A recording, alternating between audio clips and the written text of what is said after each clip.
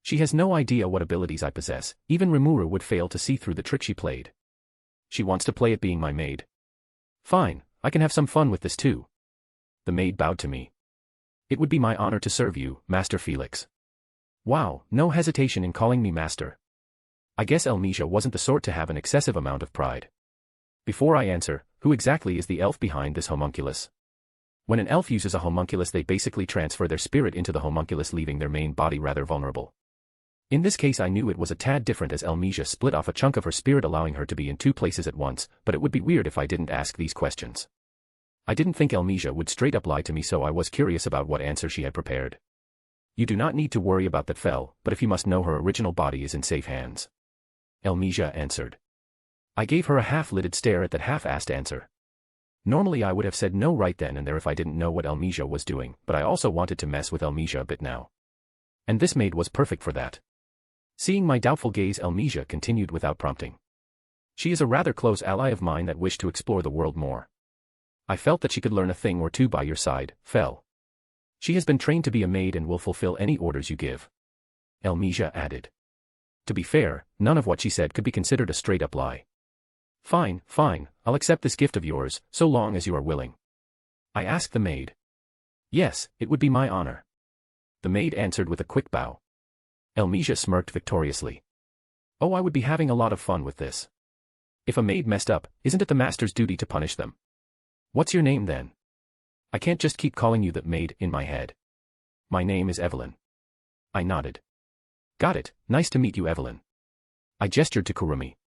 This is Kurumi, you may see her around when fulfilling your duties. I'll be having you introduced to my head maid who can decide what to do with you. Though I'll have Evelyn stationed somewhere I have easy access to so I can mess with her a bit. Elmesia has given me a great opportunity to mess with her with no consequences, of course I'm going to take it. Evelyn lightly bowed to Kurumi. It is a pleasure to meet you, Miss Kurumi. Kurumi nodded. Likewise. If that's all, I'll be leaving then. I stated. Elmesia nodded. Very well. Goodbye, Felix. See ya. I waved. I looked to Kenya. See ya, kid. Bye. Kenya waved.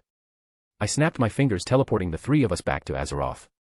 In the blink of an eye we appeared in my personal office. Evelyn. I said, addressing my new maid. Yes, master. Evelyn responded. Record that. It has already been done.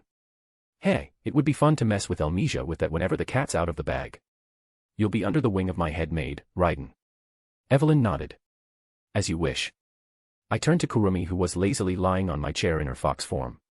Kurumi, you do whatever it is you want to do. Kurumi raised a paw as she nodded. She really was adorable in her fox form. Now to call Raiden to take care of Evelyn. I could sense that she was in one of the training grounds beating some dragons up. It came as a surprise, even though it shouldn't have, that Raiden actually enjoyed fighting quite a bit. In the end she was a dragon through and through and enjoyed showing her dominance over her lesser kin in battle. Though she was gentle about it, since afterwards she'd tell them what they did wrong and how to improve. Raiden, could you come to me if you're available? I didn't want to interrupt what she was doing, but I did want to visit Guy before the sun set. I will arrive at once, master. In the blink of an eye Raiden appeared before me without a single blemish. She didn't even leave a trail of lightning behind her. It seems she has been improving on her control over her lightning. Master. Raiden greeted with a deep bow. Hello, Raiden. I waved. I got someone here for you. I said while gesturing to Evelyn. Raiden looked to Evelyn, who met her gaze without hesitation. Heh, now that's what I expected from Elmesia playing as a maid. She wasn't backing down from Raiden's stare at all. Is she a new recruit, master? Raiden asked. I nodded. She is. Elmesia said she wanted to see a bit more of the world outside of Serion, so she asked me to take her in. Raiden nodded. I see. I will bring her up to par then, master. I shot Raiden a thumbs up. I'll be counting on you. Don't be afraid to be a bit rough, she has about 200,000 EP. The higher level homunculus were rather impressive to be able to channel 200,000 EP. I'm sure there are homunculus that can channel even more power as well. Elmesia had split a fraction of her power and imbued it within the homunculus, allowing the homunculus to draw upon that power. Raiden nodded. Very well. I will make sure she will not stain your name with poor performance. Raiden stated with conviction. I spotted Evelyn's lips twitching, but she held back her tongue. She was just a maid now, not an empress. I'll leave it to you then, Raiden. Raiden bowed before turning to Evelyn. Follow me. Raiden ordered as she walked out of the room. Evelyn shot me one last glance before following Raiden. Once Raiden left, I shot her another quick thought communication. Master. Was there something else you required? Raiden asked in confusion. I just wanted to tell you to have Evelyn stationed somewhere where I can see her going about her duties regularly, and have easy access to her. As you wish, Master. I will make sure she can satisfy all your desires. Raiden responded without hesitation. Meant she didn't even ask why I wanted her to do such a thing. I feel like she may have misunderstood, but it'll be fine, probably. Now to visit Guy. Maybe I can make that deal for some souls with him too.